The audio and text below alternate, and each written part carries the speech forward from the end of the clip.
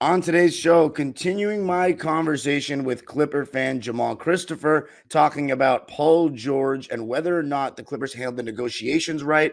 Is he going to get booed when he comes back to Intuit Dome? And how much will the Intuit Dome change things going forward? And how about our new team? All that covered on the rest of today's Locked On Clippers.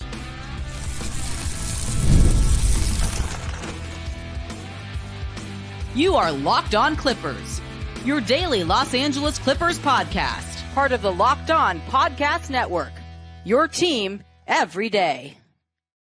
But yeah, the Paul George experience is a roller coaster and how he gets to the hyper efficient 23 a game. But yeah, no, I thought we handled it well, even though I wanted him to come back for those reasons. Like I thought if he comes back, we get a healthy Kawhi, we can do it. But he didn't. And I thought we rebounded as best as you could, considering what the play is, which is we want to be in play for the next, big guy that becomes available in a few years. And to do that, you can't take certain swings. Like I was on Twitter saying like I wanted Zach LaVine, right? And I know what the noise is about him, but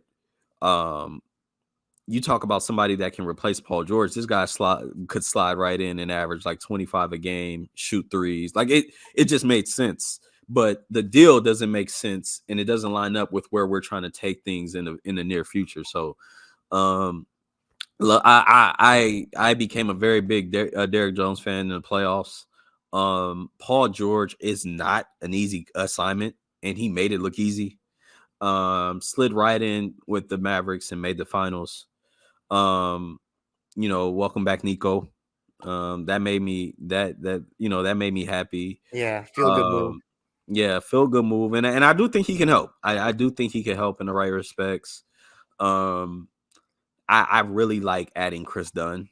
He gives us an element. I know it's kind of lazy, but he gives us an element that we haven't really had since Patrick Beverley. I know Russell Westbrook could kind of approximate that, but there's not someone who's pressing you 94 feet and making it hell on someone to get into their set the way that Chris Dunn does, right? So I'm a big fan of that, and I do think, it's kind of early, but I do think we got it right with Cam Christie. What he showed in the summer was super encouraging. Just a high level, gorgeous shooter with size. The technique that he approaches the game with was evident in Vegas.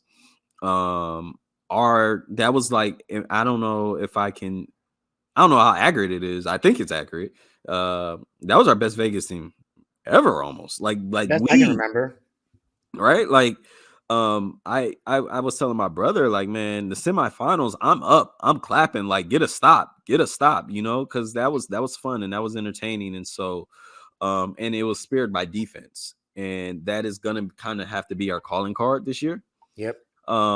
If we're gonna do anything, so and that summer league was an extension of that. So, all in all, I do think we can be really good. I do think that the goal is to avoid the play-in. I do think that is a real possibility.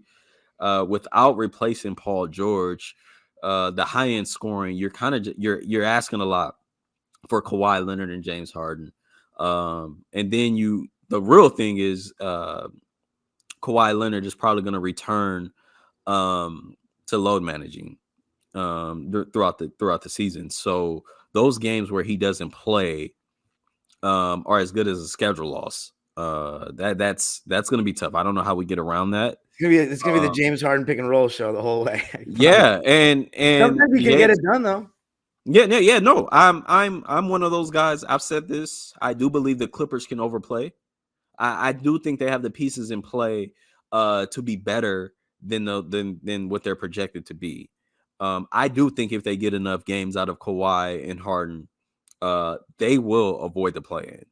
I say it all the time, bro.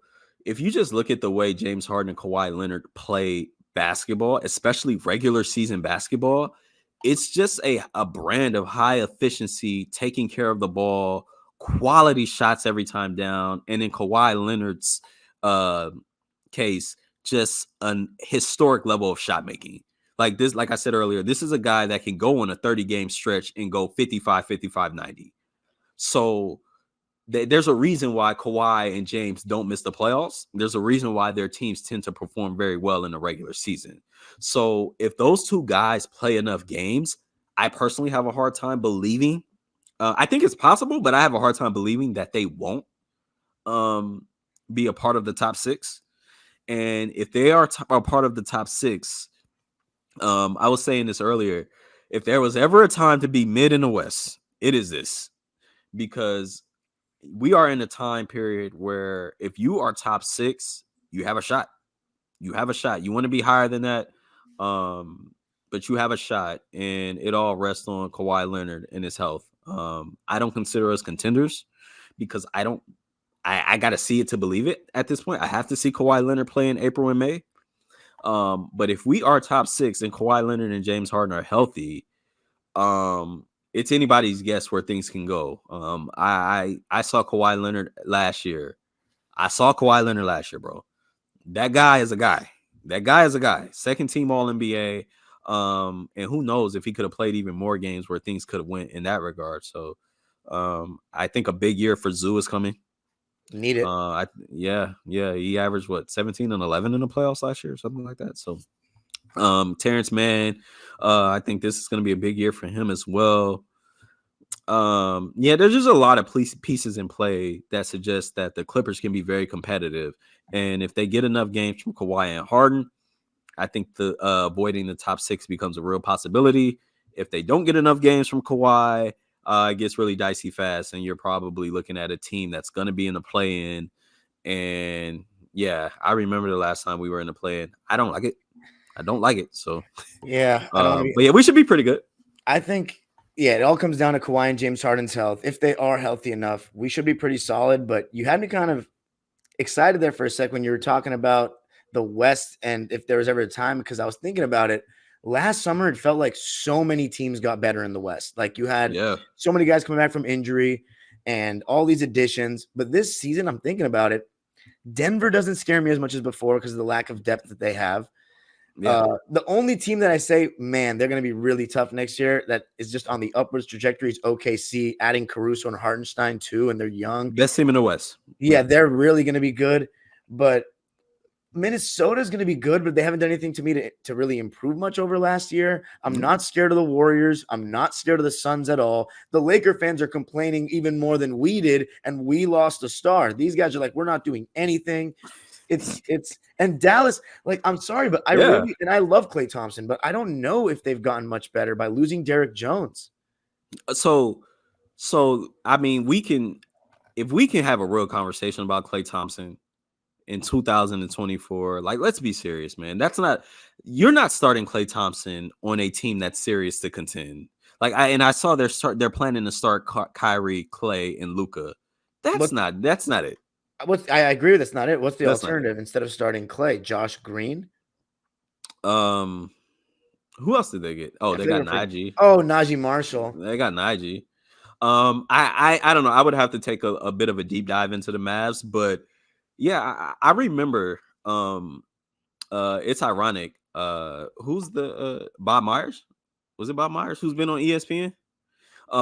Yes, Bob Myers. Yeah. He was talking about playoff basketball, right? And he said, you know, in this day and era, like if all you can do is just catch and shoot, you can't play playoff basketball like that. We're gonna scheme you out, and it's over. And that's crazy. He talked about that because Klay Thompson can't play in the playoffs. He's not guarding a soul anymore, and he's like the easiest cover in the league. I thought that was one of the more overhyped moves of the summer. I think the Mavericks have a lot to prove. I am not a believer in that run. They went 6 with a Clipper team that had James Harden, Zubac leading the way. Terrence Mann played well. They went 6 with the Clippers, and Paul George and Kawhi essentially were MIA. That's a red flag to me. So, Yeah, I'm not a believer. I need to see a longer runway. Law talks a lot about how he reviews teams in like years, right? And so you look at the last 2 years of the Mavs. This is a team that missed the play-in, and then the very next year made the finals, right? So I am not so ready to say this is a contender, right? They're probably somewhere in the middle. I think the team to watch for is Memphis. Yes, Memphis good gets call. job. Memphis gets job back. That team looks to be pretty tough. That's. I mean, every time they've been healthy, they've been towards the top of the West for a few years now. I'm a big jaw guy. Desmond Bain. They got Tripp down there. They got Edie. Like I really like the Grizzlies, and they're going to be a tough out. I think the Rockets are going to be better. It's a lot, but I don't think, like you said, man, there's not a lot of separation, man. It would not surprise me if the Clippers are a 5 or a 6 seed. It wouldn't surprise me at all, man. Yeah, another team I forgot to mention is the Kings. You can argue they got better with DeRozan, Yeah. depending on what you think of that move. But I guess we're going to close out with here. I got to tell you a little something about FanDuel, America's #1 sports book. I love sports. I love them so much. I never want them to stop. But as the playoffs wind down, we get fewer games and fewer sports. Thankfully, the Olympics are coming up soon. And this summer, FanDuel is hooking up all customers with a boost or a bonus daily. That's right. There's something for everyone every day, all summer long. So head over to FanDuel.com and start making the most out of your summer. FanDuel. Oh, before I sign off on that, I want to let you know the Clippers, your Clippers, have the 5th lowest odds to win the West next year. Literally every single team in the West is above us except for Houston, San Antonio, Utah, and Portland. If you think that's disrespectful, honestly, look, we're plus 2,500 to make it out of the West. I would take my chances, honestly. They're sleeping. Head over to FanDuel.com. Start making the most out of your summer. Getting ready for the fall. FanDuel, official sports betting partner of Major League Baseball.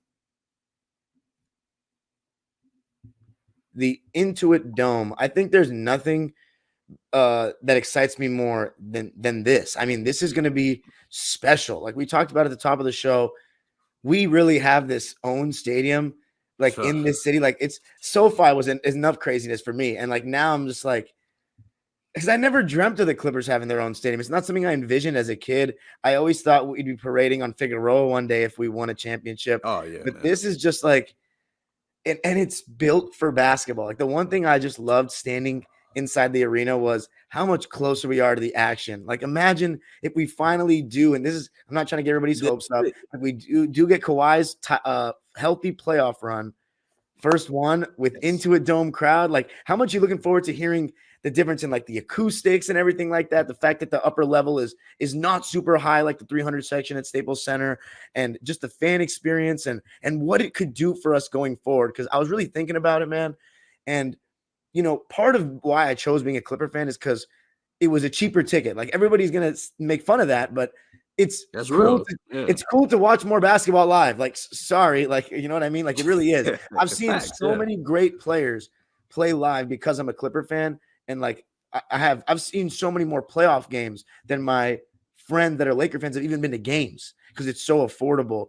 But I think the Intuit Dome being so much cooler. I mean, I don't, no disrespect. I love Staples Center, Crypto.com Arena. Like I do love it. Same. But the Intuit Dome being so new and so cool. I mean, what could it possibly do for those like 7-8-year-olds that are seeing that the Clippers are not that much worse than the Lakers and are not as aware of all the history? And do you think the Intuit Dome could help us get more fans in the city locally? Oh, absolutely. Not even close. Like, you know, those 7 or 8-year-olds that you're referencing, not just the Intuit Dome, they have no recollection of the Clippers being like a terrible franchise. Dude, like they don't even, just to give you reference, I coach like middle schoolers and like 13, 14-year-olds. They never even get to saw Kobe pre-Achilles, man. Like it's crazy to think about this. And it's like, you know, for those like me, like I was at sports arena games. Like I was there. Wow.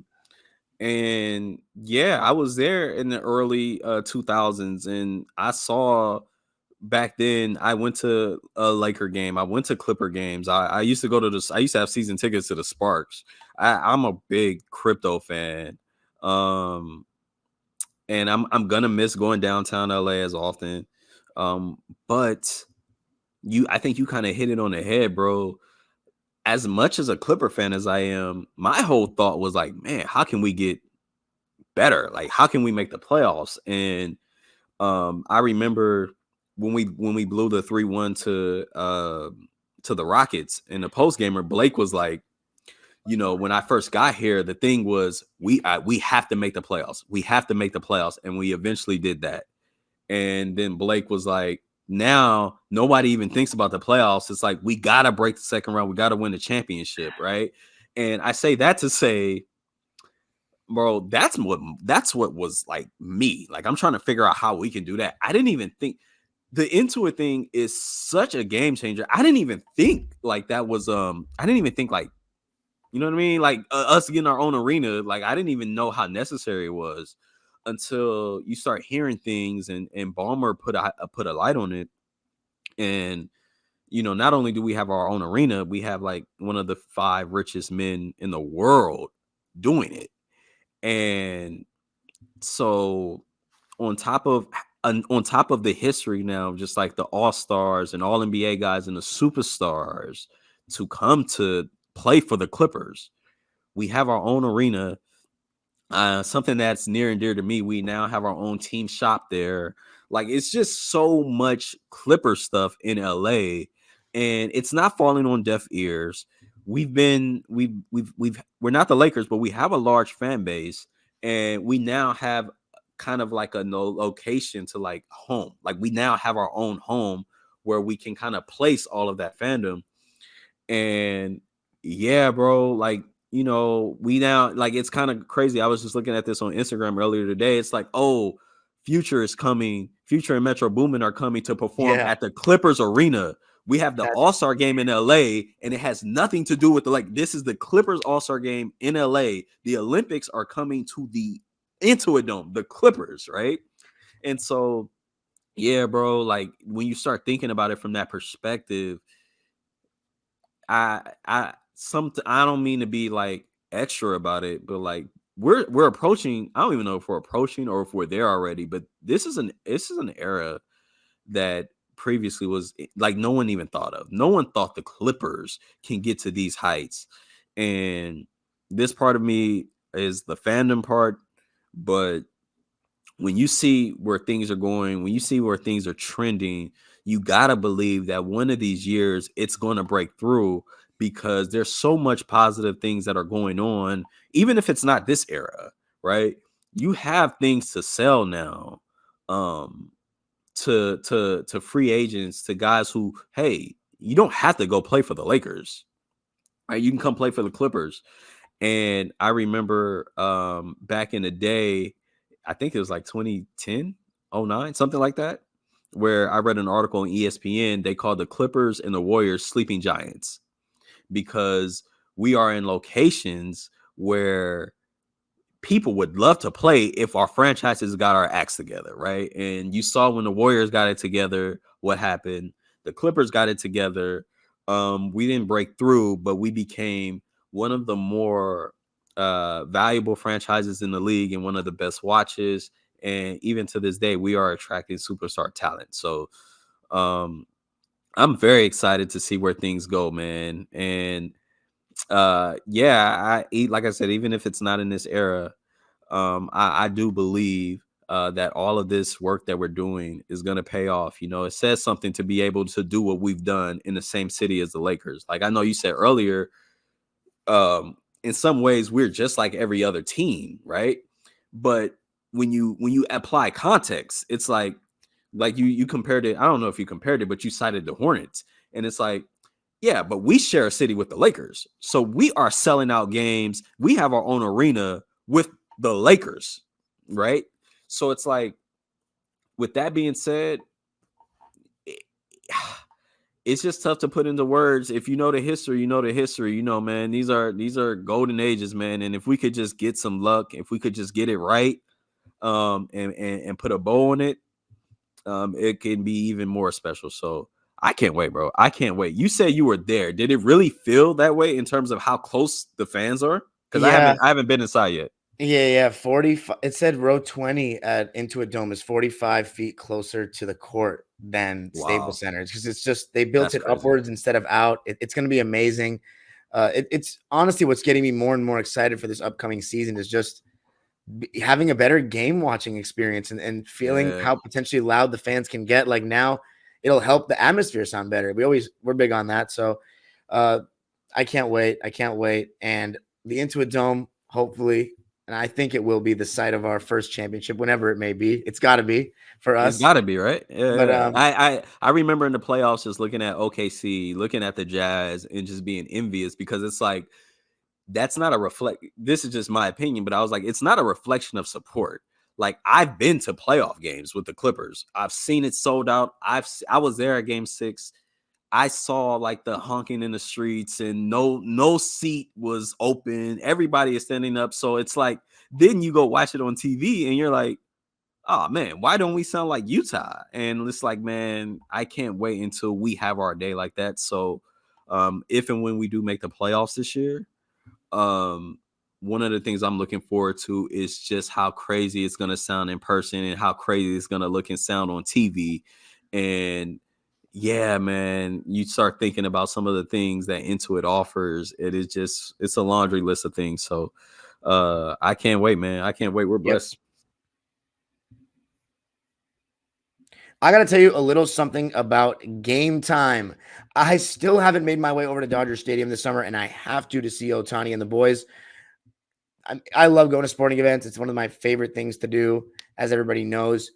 Obviously, I had season tickets for the Clippers this past year, and there is a place that helps you get tickets last minute and gives you very good deals on them, even up to the start of the event, and that is Game Time. Game Time is an authorized ticket marketplace of Major League Baseball, which makes getting tickets faster and easier. Prices on the Game Time app actually go down the closer it gets to the first pitch. With killer last-minute deals, all-in prices, views from your seat, and their lowest price guarantee, Game Time takes the guesswork out of buying MLB tickets. Get a panoramic view from your seat in the app before you buy. Get the lowest price guarantee, or Game Time will credit you 110% of the difference. Take the guesswork out of buying MLB tickets with Game Time.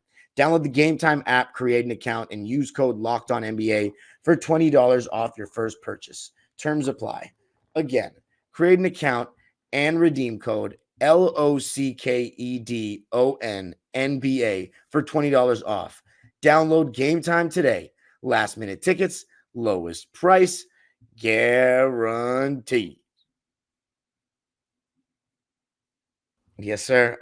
This was great. Let people know where they can find you for all your thoughts on this upcoming season and all things Clippers. Yeah, man. Jamal Cristopher on Twitter, JamCristopher. On Instagram as well, at Jamal Cristopher. And yeah, I plan to go to a lot of games this season. So yeah, you can follow along, and I'm definitely going to be giving my thoughts. And I know it's not popular to say considering the circumstances, but this is one of the more I'm looking forward to this season more than I thought I would as it inches closer by the day. And so I'm definitely going to be giving my thoughts for sure, bro. Last question. Are we booing Paul George or are we not? What I may get hoarse. Come on, man. I need to be in the building. I need to be in the building. I respect P. I respect Dallas and I think it's Miles. I respect these people. Like they're great people, and I do think Paul George is genuinely a great guy. Like I think you can attest to this. He championed the Clippers while he was here more than almost any other star that we've had in terms of like you saw him every time you saw him. It's Clipper gear, and yeah, he's respect and one of the best players to ever play in the Clippers, but. Top 5? No question. Top 5. Ooh. Man.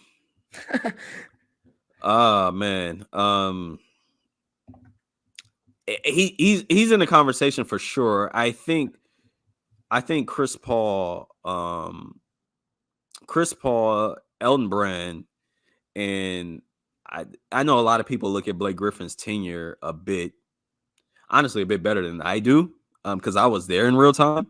I think 2015, that Blake Griffin is better than any version of Paul George that we got. But I was there, man. Like that wasn't. I don't know. You know what? I'd go Blake Griffin. I'd go Blake Griffin. Chris Paul, Blake Griffin, Elton Brand, and then after that, we can have the conversation. Wow, so you're not definitively putting Kawhi over him yet. I can't. I agree. Can't, you know what I mean? When we get that postseason memory, hopefully at the Intuit Dome, then he'll get his spot. So, it's crazy because, like you said, the bar is so low, right? So it's like, what are things that, like, even Blake Griffin, Chris Paul, who in Clipper history has achieved more than Kawhi in a Clipper jersey, right? Like, how many Clippers have made first team All NBA while wearing a Clipper jersey? How many Clippers were better in the playoffs than Kawhi Leonard? As a Clipper, what is he? 3-4 times All NBA, 3-4 time All-Star. Like, he's the resume is crazy. It just kind of lends itself to, like, how great of a basketball player he is, because he's missed a ton of time, and even with that, he's become low-key one of the more decorated guys in Clipper history. And I know a lot of people like to say Paul George took us to the conference finals in 21, but you look at what Kawhi Leonard did to get us out of that first round in Dallas. That's the best Clipper playoff performer ever.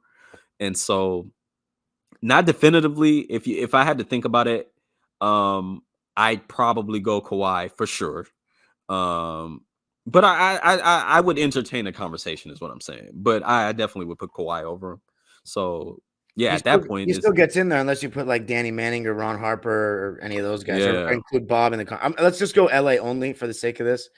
So you fit him in there over any of the '90s guys? Danny is an interesting one. Ron was on the playoff team, right? I think so. And yeah,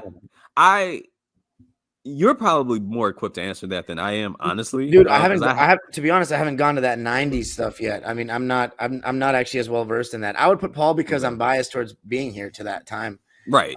And we did get out of the second round. Like that. So that's the trump card with P, right? Like, if you 27 a game, playoff run, conference finals, when you start talking about that as it pertains to our history, that's just like, man, you can't really give. You know what? Yeah, I'd have to go him top 5. He's got to be in there, right? Like, he does. Him and Kawhi off of that 21 run have to be in it. They have to. So yeah, I would probably end up top 5. My last thought on it is, like, also when we were in the conference finals for the first time ever, like, our only star was Paul George in the court. And I thought that was crazy in the moment. Like, I just never thought that would be the case. But thanks, man, dude. This was great. Extra long episode for you guys. A bonus episode on a weekend. Thank you guys for joining. Let me know what you thought in the comments. This will be the last time I talk about Paul George individually, like an episode based on the stuff that he does until he returns. I might do like a 2-1-3 like overlook at one point of the summer. Next month, by the way, we're only going down to 3 episodes a week. So stay tuned for that. I'll still be giving you content, but it just won't be as frequent. But you can follow me on Twitter and Instagram at Dime Dropper Pod, and subscribe to my own YouTube channel, Dime Dropper, for even more LA Clipper, LA sports, and NBA content. And of course, Locked On Clippers, free and available wherever you get your podcast. Let me know what you think in the comments section. And yeah, have a great weekend, Clipper Nation, and talk soon. The age-old problem continues. Go Clippers. Yeah.